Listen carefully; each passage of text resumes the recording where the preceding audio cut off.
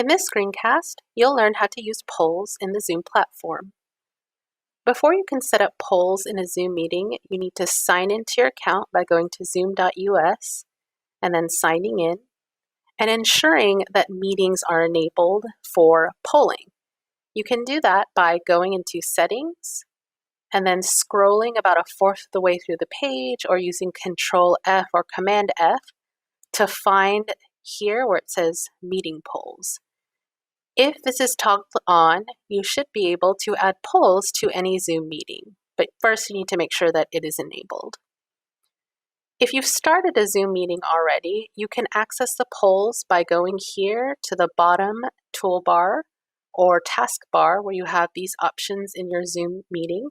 And when you click on polls, this box pops up. If you've not added a question before, you can either click Add a Question or Edit, where it will open a new tab.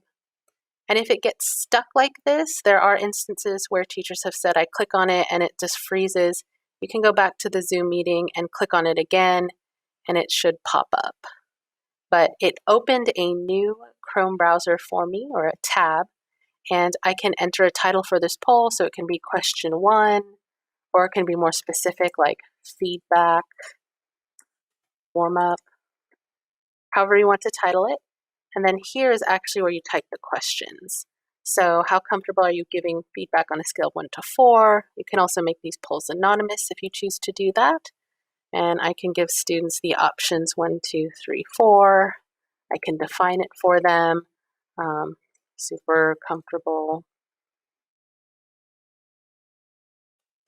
least comfortable. And you can add as many as 10 answer choices there. So I'm doing this in real time, and then I click here, save. And then when I go back to my Zoom meeting, you can see here my questions have been enabled. How comfortable are you giving feedback on a scale of 1 to 4? And I can launch polling and wait for my participants to select option 1, 2, 3, or 4. I can end polling so that they stop clicking on the buttons, and then I can share results. If I want to relaunch the poll, it asks if I want to clear the results, and I can click continue, and then it allows me to re-poll the students. So I'm going to click end polling there and show you that you can download the results. It comes in the form of a poll report or a spreadsheet.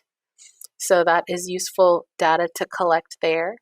And if you want to do this before you've set up your meeting, you can also do that. So you need to go to the meeting in question, and it's in progress right now, so I'll actually end it. But and let me refresh here. If you wanted to set this up beforehand, let's say it's before school starts, and I want to edit my first period class, I can click on edit, and then I can scroll to the section.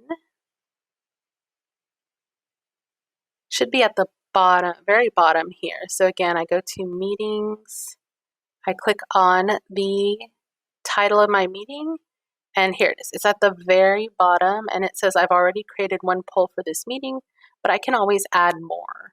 So I might title this closing. The other one was warm up. This one's my closing question. Why is it important to give feedback? Check all that apply. And so I can do, this is a check all, so I can, give my answer choices here in more detail, up to 10 responses, and then I can save my results there. So that when I start this meeting, pretend again it's before school, now I've launched the meeting because first period has started. Notice that I should have 2 questions here. This was the first one I did in real time if I'm doing it in the moment with students. But in the drop-down menu, notice now that I also have a closing question here where students can select as many as are applicable given that question. And to launch the questions, I select the question that I want to present to students, and then I launch polling. They can click, and then I can end polling and share results. That shares the bar graph with them regarding data from the survey in real time.